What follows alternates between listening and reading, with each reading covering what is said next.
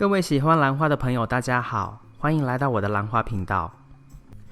今天的这个影片，安格斯为大家带来2颗兰花，是我们在欧美地区一度造成轰动，而且大家都非常喜欢的小马克，英文叫做 Mini Mark。今天我们从它的第3颗开始，其实这种兰花我一共有5株，但是当时因为了能够记录它们的生长状况，所以就很随性的标了1、2、3、4、5。那这一次呢，第3株它先开花，所以我们就先看它，然后等一下的那一株呢是5株里面开花的第2颗。那这一次的开花周期呢，这些小马克其实它们的气根都长得蛮多的，那特别是气根多那如果你的环境湿度比较低的话，其实除了用加湿器，或是可能用一点这种喷水的方式，能够让它这些气根稍微湿润一点。还有另外一个方式，也是我比较喜欢的方式，就是如果有换盆的情况，就是把气根种进去这个容器里面，介质里面。那如果还不到换盆的时候，你其实可以透过导根的方式，用手指在将这些气根呢，在长到长度差不多的时候呢，把它压进容器里面，然后用周边的这种介质颗粒或什么把它引导进入到介质里面，让它继续往介质杯内去生长。那这边呢，我们的第3颗小马克，它还是种在一个比较属于小一点、中小型的容器因为它当时的根系没有太多，我觉得这个容器对这颗兰花来说刚刚好。那这一次的开花周期呢，一共就是来了1个花梗，然后6朵花。那这边是它的开花影片。其实这株兰花的特色就是白底，然后有红色的斑点，然后它的唇或有的人称它叫小铲子，是橘色的所以是一种很可爱、颜色又非常鲜明对比的一种兰花品相。它也有香味，对我来说它闻起来有点酸酸甜甜的，让我想到梅子或美酒。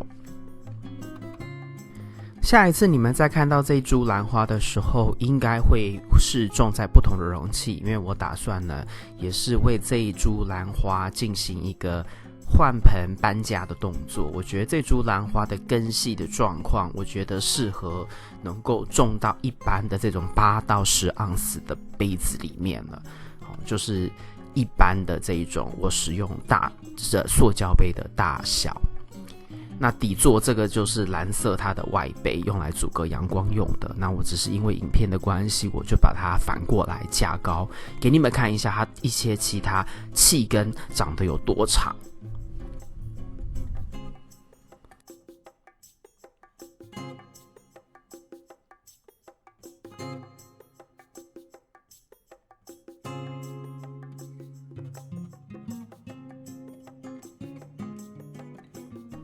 那接下来我们就来看一下今天的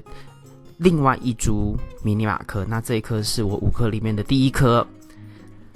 这一株兰花容器的大小，你等一下影片后面可以看得到，就是我要对上一株进行搬家后所使用的容器大小。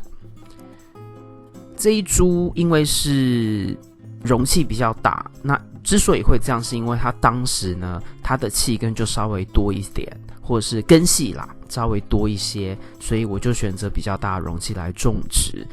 那也因为这样，所以它长得又更好所以这一次的这个开花周期呢，它其实是来了2个花梗。这个花梗应该是开了7朵花，另外一个花梗稍微短小一点，不过等一下你都可以看到它们开花的样子。我的所有小马克里面呢，都是杯底有洞。那我喜欢内杯杯底有洞，然后套着一个外杯，这样子对我来说有很多方便，跟就是能够进可攻退可守的操作。原因在于我有时候要浸泡的时候，我浸泡完了，我拿起来就可以把水沥干。那有时候我故意在杯底里面留一些水呢，那这水会透过杯底内杯的洞啊，往杯内跑，那就会变成是一个介质半水羹的应用。那有时候呢，我要让它完全干，我就是让水沥干，所以这样对我来说是有很大的这个弹性。那这个外杯啊，蓝色的，就是可以拿来阻隔阳光哦。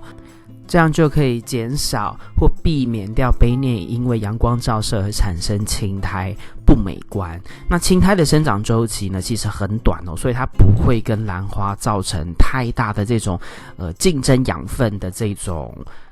情况，所以不用担心，它只是一个美观上的问题。所以如果你不觉得青苔怎么样的话，其实没有外杯也不是什么太大的事情。那这边你就可以很明显的看到这个比较长的花梗全部开花的样子。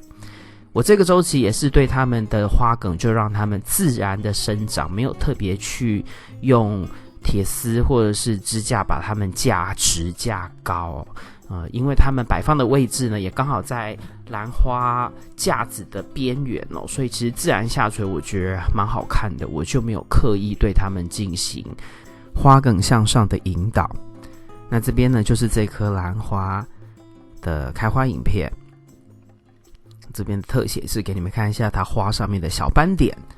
的细节，还有甚至它的橘色的唇上面呢，也有一些斑点。但一般来说，如果没有仔细看啊，其实很容易看到的就是它红红橘橘的唇，但是白底的花，其实它上面的斑点显现出来的确是比较明显。这两株兰花都是每一个礼拜1/4杯，然后每个月月底会用清水浸泡。那每一次给水的时候呢，一定都会给兰花肥料1/4的建议浓度。没有太多奇怪的或是特别的照顾这种兰花的养护其实就很一般，但是它们长得相当的好。我觉得如果你们在你们自己的所在位置能够容易找到这种兰花的话，其实不妨尝试看看。或者是你已经有小马克，它们在你的养护、你的环境之下长得好不好，或是如果你有不同科的小马克，它们的表现都一致吗？